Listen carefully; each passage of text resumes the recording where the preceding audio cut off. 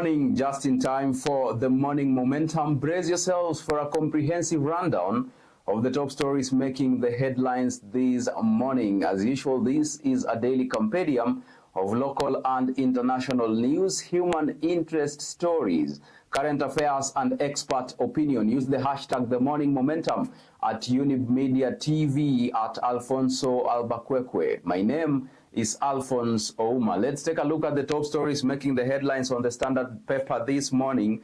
The elephant in the room, food crisis looms. Now, food shortage fears after flood swept through nation's agricultural heartlands, destroying food reserves, thousands of acres of crop and damaging irrigation system, exposing Kenyans to high prices and steep losses. That is a top story making the headlines on page 2 and page 3 of the Standard this morning. Now, highlights: floods sweep away food reserves and harvests of households. Also, livestock not spared either, with floods carrying away small stock. Now, in Pekera, maize seed crop contracted by Kenya Seed destroyed. Raging waters also wash away crops in the farms, submerging others. And now 2,000 acreage under rice crops submerged by water in Mwea irrigation schemes. Also, floods destroy agricultural infrastructure, including for irrigation systems. So that is the amount of damage the floods have caused. Now, in other stories, page 4, Kipchoge, online abuse shocked me. Olympic champion says he feared for his life and those of his family members after he was trolled following Kelvin Kiptum's death. That is a top story we'll look at page 4. On page 6, Mount Kenya power rivalry grows as Kuria joins fray. On business news, tea farm plans sale of stake to farmers. That's a top story on page 20. And lastly, on sports news, Ten Hag not ready to leave. Now, let's take a look at page 2.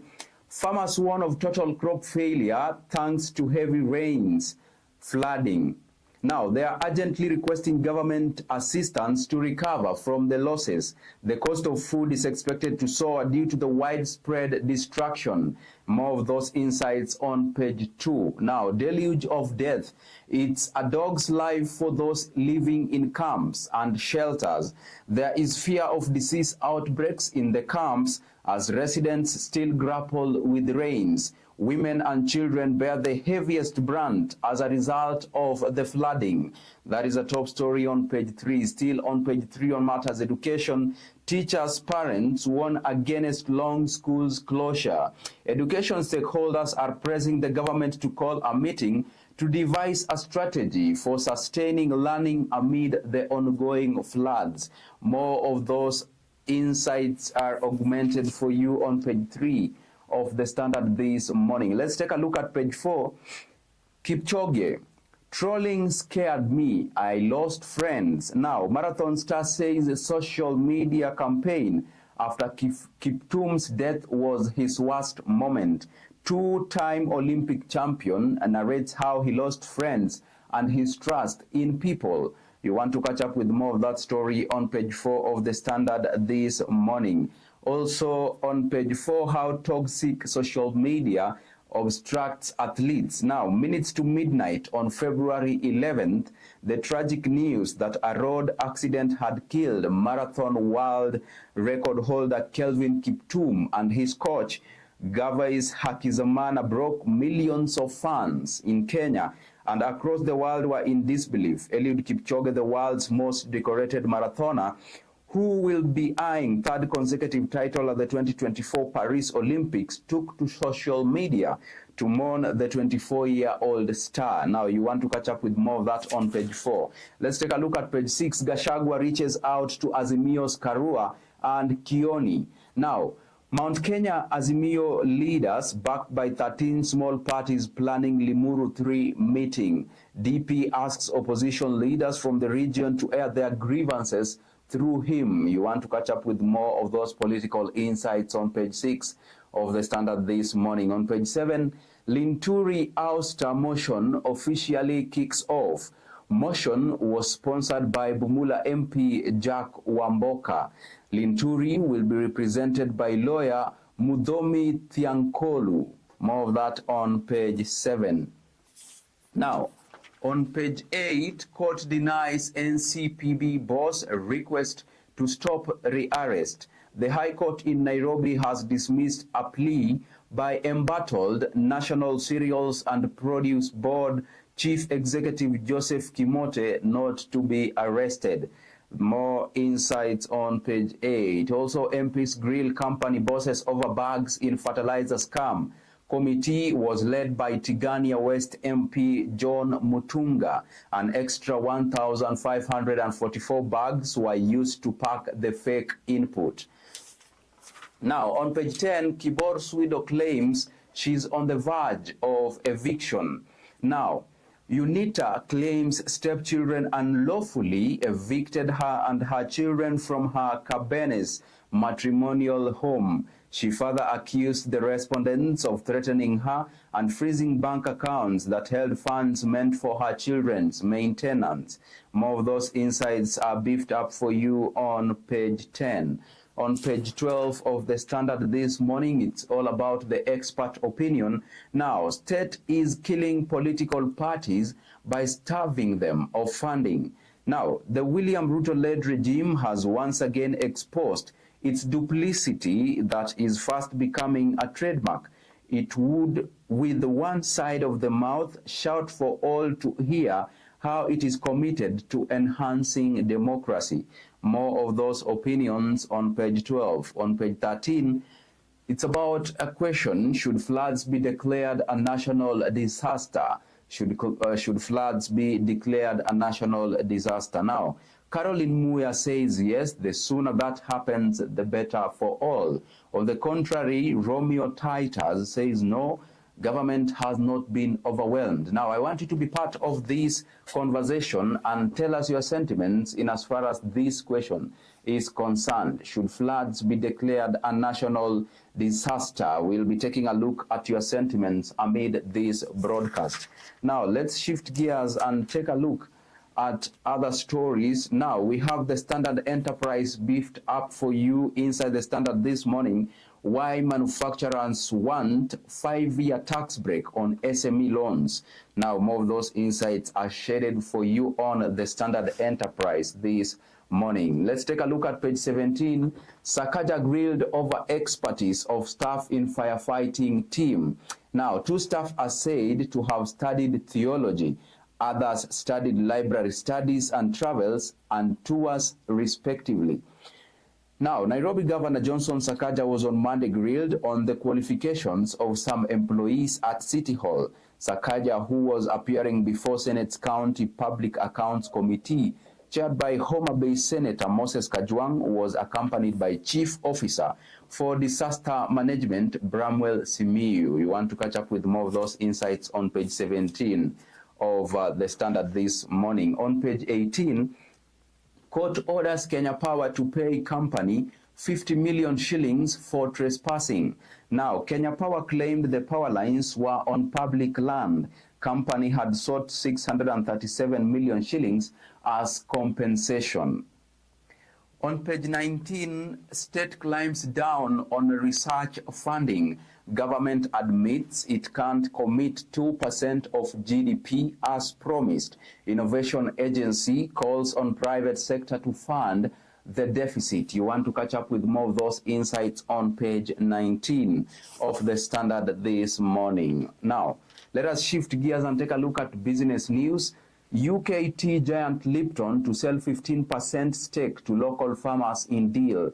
Now, move comes in the wake of pact to sell Lipton's operations in Kenya to Sri Lanka's Brown's Investment. Consortium of farmers cooperatives in Kericho and Bomet had sought to buy farm's entire stake. More of that story is beefed up for you on page 20. Now, in matters insurance, insurer roots for climate risks cover. Financial services firm say it is focusing on developing new insurance solutions in the wake of mounting challenges brought about by climate change. In matters financing, inaction on SDGs to hurt global economy. Now, inaction in advancing the implementation of the Sustainable Development Goals could cost the global economy an extra $38 trillion per year by 2050. More of those insights on page 20. Now, let's shift gears and take a look at the international news. Premier Modi votes as India's marathon election heats up. Now, turnout so far has dropped significantly compared with the last national poll in 2019. Modi remains widely popular a decade after coming to power. Now, in Europe, Putin launching fifth term promises Russians victory.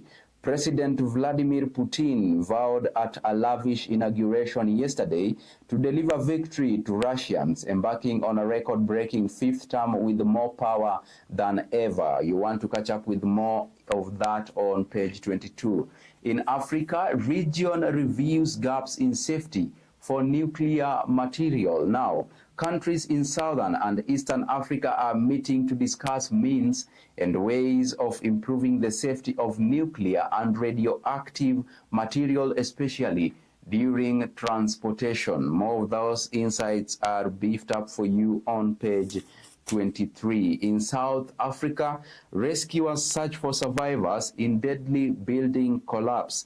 Rescuers said yesterday they had made contact with 11 people as they raced to save dozens, still unaccounted for nearly 24 hours after the deadly collapse of a building in South African city of George. Let us now shift gears and take a look at sports news inside the Standard this morning. And now we start with a marathon. For Kipchoge, the road to Paris in Rift Valley. The former double world record holder is in the last stages of preparation. The two-time champion is chasing third Olympic gold in this year's games. That's a top story you want to catch up with on page 30. On page 31, Serie A, Atalanta make top 5 ahead of Marseille tie. Atlanta took a big step towards Champions League football on Monday after coming from behind to win 2-1 at relegated Salernitana and move up to 5th in Serie A. Now, on page 31, Lyon win to damage Lille's hopes for Champions League. Mama Balde score a dramatic stoppage time winner as Lyon produced a stunning comeback to beat Lille 4-3 away in Ligue 1 on Monday and damage their opponents' hopes of Champions League qualifications in the process. Now, on the cover page of the Standard this morning, Madrid must improve to overcome Bayern in Champions League. Ancelotti is looking for a formula to knock out the Germans in the semis today. The match ended 2-2 in the first leg with Vinicius Jr. scoring twice for Real Madrid in Germany. Now, with that story of Real Madrid, we take a quick break. We are coming back with more stories on the Daily Nation. See you on the other side of this broadcast. Remember to keep your sentiments coming in, whether if the national floods should be if the floods should be pronounced a national disaster. See you on the other side of this broadcast.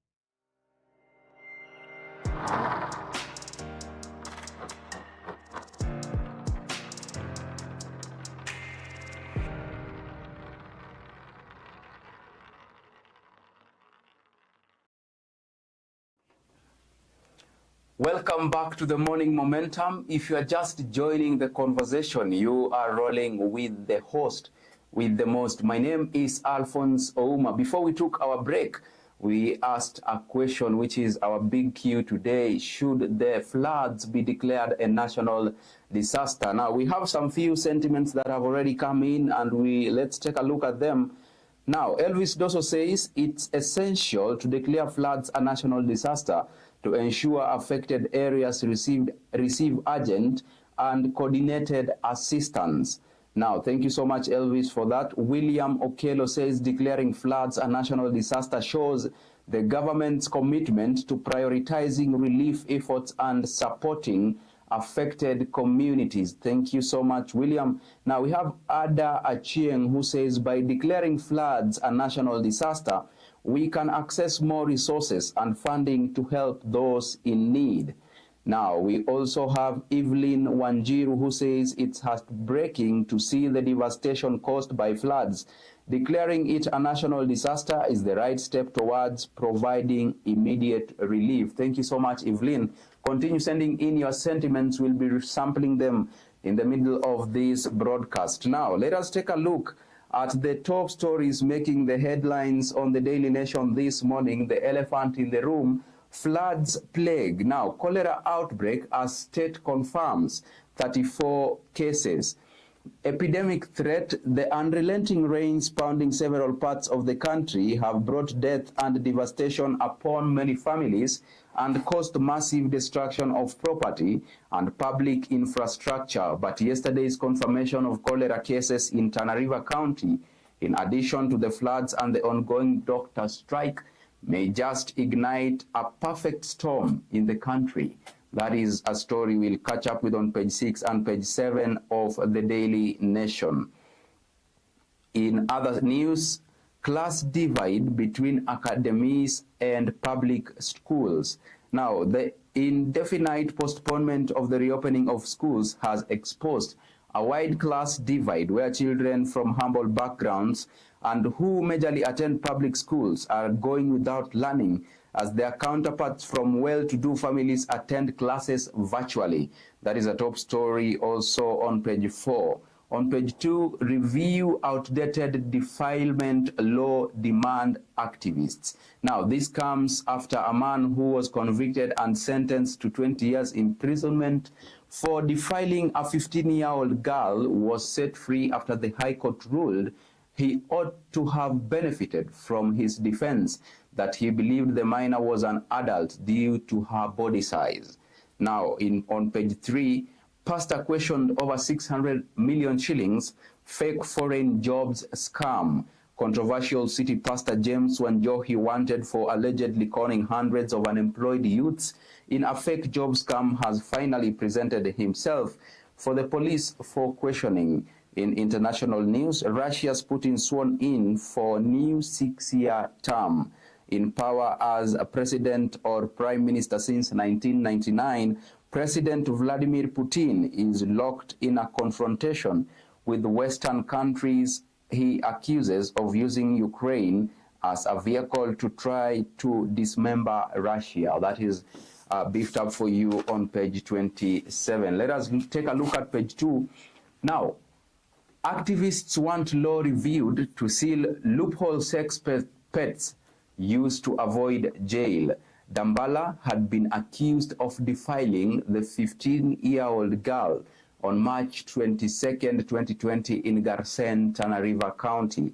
High Court ruled that the convict ought to have benefited from his defense that he believed the minor was an adult due to her body size. That is a top story making the headlines on page 2. On page 3, pastor questioned over 600 million shillings fake jobs scam. Now, most of his clients received 5-year visa bans from the Canadian Embassy for falsified applications. Clergy interrogated at Nairobi Regional Police Headquarters on Monday evening. Now, on page 4 of the Daily Nation, Nature's Fury. Public schools still in playing catch-up in online class uptake. Situation exposes a class divide between children from humble backgrounds and those from well-off families, Academies roll out virtual classes after deferment of reopening dates. That is a top story you want to catch up with on page 4. On page 5, fissure literally splits village in Nakuru. Experts says water can erode weak points in the crust, causing fault lines to widen and form fissures. Elderly people confess they have never witnessed such phenomenon before. That story is beefed up for you on page 5 of the Daily Nation this morning. Now, on page 6, alarm raised as state confirms 34 cholera cases. Tana River County, the most affected as public health PS says, the government is taking measures to prevent spread of the disease. On page 7 of the Daily Nation, Kindiki orders Kijabe families to be evicted. The CS says there are new threats in the region as floods leave trail of death. King Charles sends a message to flood victims. More of those insights are beefed up for you on page 7 of the Daily Nation this morning. Let's take a look at page 8. Why UDA ward delegates are a hot item. Now, the parties, ENDRC, last week dismissed all 209 disputes that stemmed from the April 27th exercise. Constituency and county contests will be decided by the ward delegates, hence the battle to court their support. That is a story on page 8. Let's take a look at page 10. Azimio moves to punish 2 MCAs for meeting Gachagua. Now, lawmakers had been invited to attend meeting on Nairobi rivers, but Kileleshwa and Utawala ward representatives oppose action taken by the coalition. Now, these are sentiments by Kileleshwa MP Honorable Robert Alai, and I quote, "The recent developments affecting those we represent in Mathare, Embakasi, and Lang'ata are direct results of policies made without input."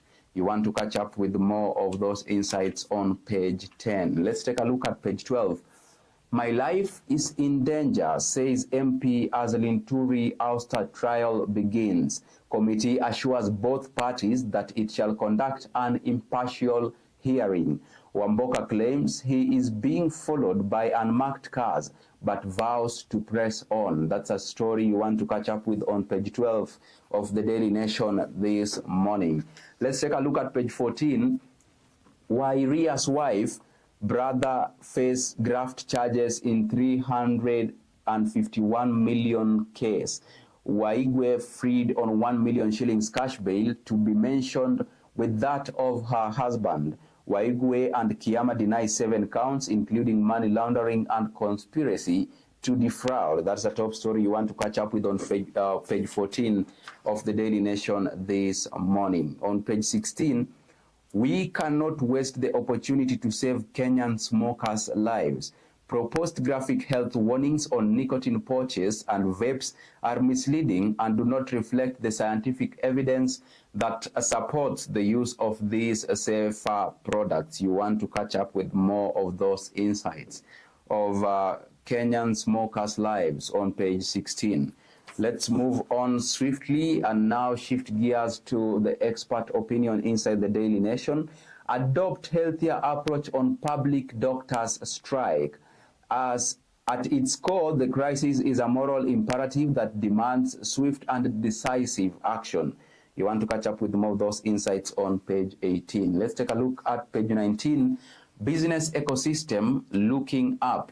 Miano's regret was that Kenya did not take full advantage of the expired AGOA trade deal with the US. Now, moving on, for the motoring enthusiasts, you have the DN2 motoring article beefed up for you. Today, it's all about trucks versus trains. You want to catch up with more of those insights on the Daily Nation. Now, let's shift gears and take a look at county news. We start with Homa Bay County. Audit. Awiti regime gave staff 50 million shillings free loans. Now, governor says county has issued demand letters to defaulters. county executives among employees given loans without repayment terms. Now, in Nyeri County, Aberdare Road project suspension extended. The Environment and Land Court in Nyeri has extended orders stopping the building of a road through the Aberdare National Park and Aberdare Forest to next month. Now, briefly, in Lamu County, 3 drug suspects arrested in raid. Police have arrested 3 suspected drug traffickers who have been on their radar for a while. They were arrested in Kashmir area during an operation on Monday night. Now, in Kisii County, outage as power station vandalized. A power blackout hit Kisii and most parts of Nyamira County yesterday after suspected vandals raided the main power supply station in the region. In Kisumu County, New Deal brings hope for peace.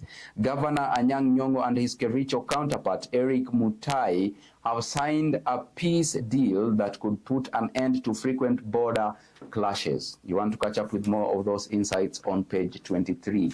Let's take a look at Baringo County. Floods, hunger, and misery as farmlands washed away. The affected villages are near Lake Baringo, whose water levels are increasing by the day. Plantation growing seed maize and tomatoes has been submerged. Let us now shift gears and take a look at the international news. Now, Chad vote counting on after 10's first round. The other juntas in the region have severed relations with France and the West.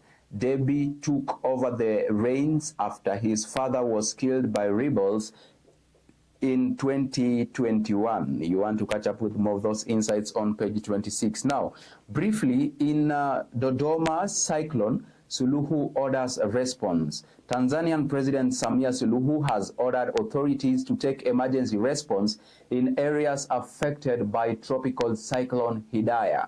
Now, in Maputo, Chapo to lead Frelimo in poll. Mozambique's ruling Frelimo party has picked Daniel Chapo as its presidential candidate in the October 9th election. In Mogadishu, African Union will safeguard gains in Somalia. Now, African Union delegation has wrapped up an assessment visit to Somalia, vowing to preserve the hard-won stabilization gains ahead of the exit of peacekeeping troops. More of those insights on page 27. Lastly, in New York, focus on payments in Trump's sex trial.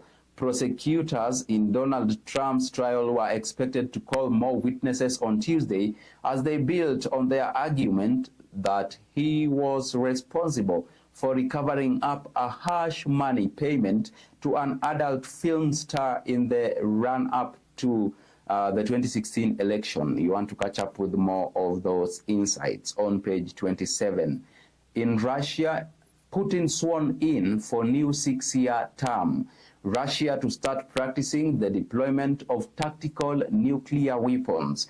Kremlin ceremony boycotted by US and UK, but French ambassador attended. Now, with those insights from international news, let's take a look at business news. State 6 Cusco oversights a 6 billion shilling scandal hits union.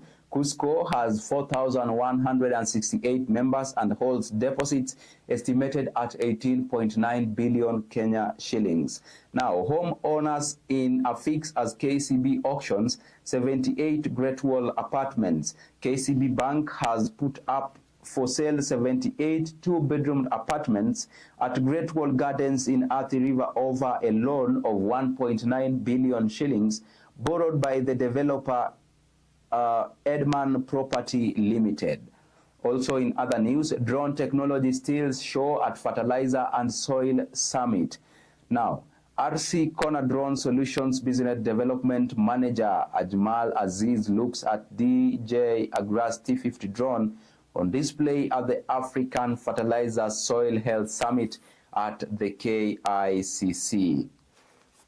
Let's now shift gears and take a look at sports news inside the Daily Nation this morning. We start with athletics. Now, Kandi Jesire defend KDF crowns at Ulinzi. Kandi switches focus to Prefontaine Classic Diamond League on May 25th. Lea Jeruto crowned 3,000 meter steeplechase champion. Now, in beach volleyball, Kenyan players gear up for Olympic qualifiers. Now, the Kenya Volleyball Federation has lined up for a series of homologated tournaments to help local players prepare for the 2024 CAVB Beach Volleyball Continental Cup in Toutan, Morocco from June 2023. Let's take a look at other stories. Maybe playing away from home is just what Harambee Stars need. The home of Kenyan football would be either Kasarani or Nyayo. More of those stories are shaded up on page 36. On page 37, Kenya could host World Cup qualifiers in Malawi. Nyayo and Kasarani, the country's main stadiums, undergoing renovations and cannot host CAF matches. Harambee Stars set to face Burundi and Cote d'Ivoire in race for 2026 World Cup in June. Now, let's take a look at page 38. Nekesa chases World Cup dream with junior starlets. Kenya play Ethiopia away in the first leg on Friday before hosting the return of the match. Let's take a look at page 39. Carlo Ancelotti demands pace, intensity against Bayern. Now, record winners Real Madrid eye another final with victory at home today. The two giants drew 2-2 in the week first leg in Munich last week. And lastly, on the cover page of the Daily Nation this morning, landlords, small traders feel pinch of the housing levy. Kenyans should brace themselves for the possible rent hikes. KRA says landlords will pay 1.5% of rent received. Levy will be from gross sales in businesses. You want to catch up with more of those insights on the cover page of the Daily Nation this morning. Now, let's take a look at your sentiments on whether the floods should be declared a national disaster. Now, CK Njega says the impact of floods is widespread and requires a unified response. Declaring it a national disaster facilitates better coordination among agencies. Now, we have also, well, this one has not included the name.